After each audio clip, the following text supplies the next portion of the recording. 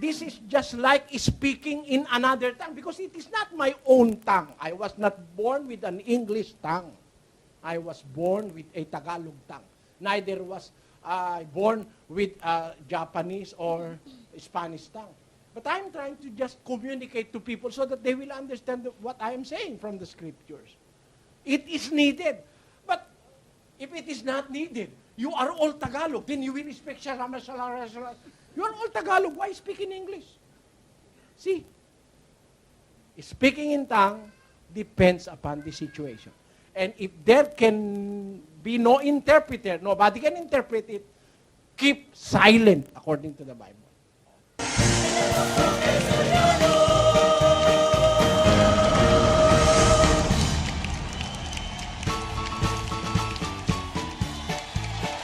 The 10%. It is not the doctrine of the scriptures. Now, it was taught in the time of the Israelites. It was meant for the Levites. It is not for our time. Let us read. Hebrews chapter 7 verse 5 says, "And verily, they that are of the sons of Levi, who receive the office of the priesthood, have a commandment to take tithes of the people according to the law, that is of their brethren." Kukuha sila ng tithes according to the law from their brethren. But these pastors now, they get tithes from everybody. Even in streets, they are asking for tithes and offerings. But this was commanded by God to the Levites who are practicing the office of priesthood. They are to be given tithes, or 10% of the income of the Israelites will be given to the Levites for their subsistence, so that they have their food. The tithes is meant for the food of the Levites. Let us read. Malachi chapter 3 verse 10. It says, "Bring ye all the tithes into the storehouse, that there may be meat in mine house." The tithes, or the 10%, is meant for the meat or food in the house of God, so that the Levites, the priest, can exist and can sustain their needs. Yun ang kahulugan ng tithing, kapatid. Para sa Levitical priest yun. Pero nung dumating si Kristo, that Levitical priesthood was abolished, and the law of tithing was abolished also. 7:12. Let us read. "For the priesthood being changed, there is made of necessity a change also of the law." Was there a change? The Levite priesthood was changed, so there is also a necessity for the change of the law. Sabi sa Tagalog, nang palitan ang pagkasaserdote, kinailangang palitan din naman ang kautusan. Kaya yung kautusan ng pagbibigay ng ikapo, inuutos sa mga saserdotes, Levitas nung araw, pagdating ni Kristo, pinalitan yon. Anong kapalit? What is the law in the time of Christ, which changes the law of the priesthood of the Levites? What is the law? 2 Corinthians 9:7. "Every man according as he purposeth in his heart, so let him give, not grudgingly or of necessity, for God loveth a cheerful giver." See? It's not tithing anymore. You have to give as you purpose it in your heart. It is your heart that decides. It is not the pastor. Let your heart decide as a Christian. Your merciful heart, your loving heart, your heart that is pure, let it decide what amount you are going to give. So there is no exact amount. There is no fixed price or amount. Just like 10%. These who are imposing the 10% to their members are misled by their love of money and benefit. They have made religion a form of commerce and not as a form of sacrifice. I do not blame the one giving, but you are enriching a pastor who is not telling you the truth. You are giving him more power to deceive even more people. Kaya kayo, huwag kayo magbibigay ng tithes. Pag hindi kayo nakakatiyak, do not give. Do not give. I'm advising you not to give if you are not sure that one you are helping is propagating the real gospel of Christ. You are just giving him power and strength to deceive even more people. They have made religion a form of merchandise. Let us read that.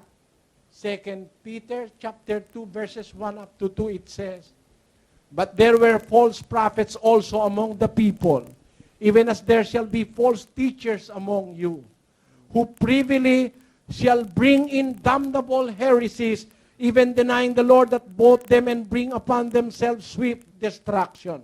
2, and many shall follow their pernicious ways, by reason of whom the way of truth shall be evilly spoken of. And through covetousness shall they with feigned words make merchandise of you." See? With feigned words shall make merchandise of you. Gagawin kayong kalakal. They will make merchandise of you. You will be instruments of their getting much more riches from people. So I'm sorry for that. There are those who have used religion and have made religion a form of merchandise. Kinalakal nila ang relihiyon. Kaya yayaman nila eh. Di ba? Ako, ang kinakalakal ko, pagkain. Hindi relihiyon. Nagtitinda rin kami. May restaurant po ako sa Pilipinas eh. I have a restaurant in the Philippines. I have a piggery. My business is not religion. My business is legal businesses which income I use in the propagation of my faith and my religion with God's help. Yun po aming ginagawa. Pero yung iba ginawa nila, yung religion, yun na lang kalinghanap buhay nila eh. Kawawa naman ang mga miyembro nila. Biro mo, Santa Cena, may abuloy pa. Holy Supper, there is collection. How is that? When the Lord Jesus Christ and His apostles performed the Holy Supper, there is no collection. Kaya, mag-iingat po kayong mga kapatid.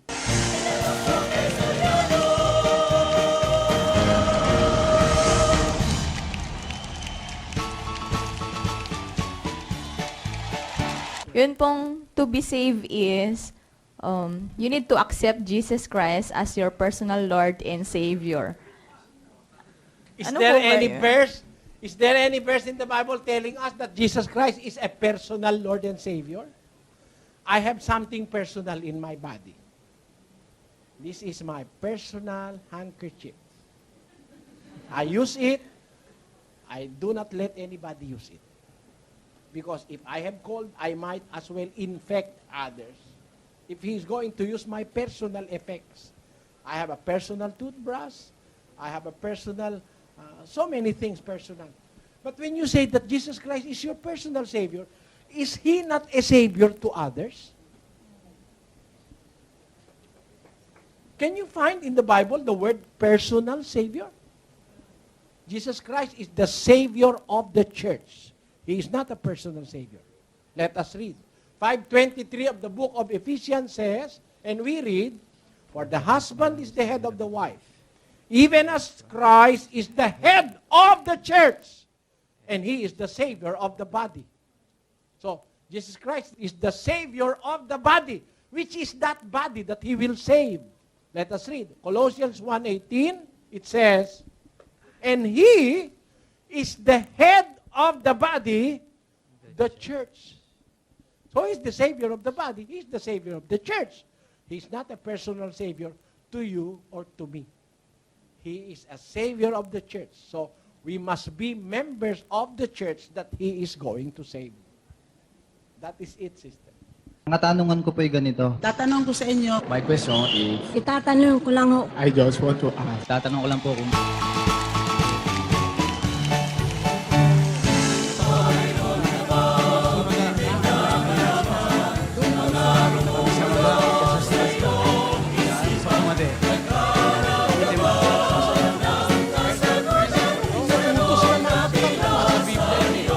Magtanong kayo sa mga saserdote tungkol sa This program is open for Soriano. I'm ready. Sasagutin ko kayo. Pero kung gusto mo ng kompletong sagot, itanong mo. May sagot ang Biblia. Nakasulat kompleto, walang bawat, walang labis, walang kulang. Kaya ang sabi ng mga apostol, matuto kayo sa amin, huwag hihigit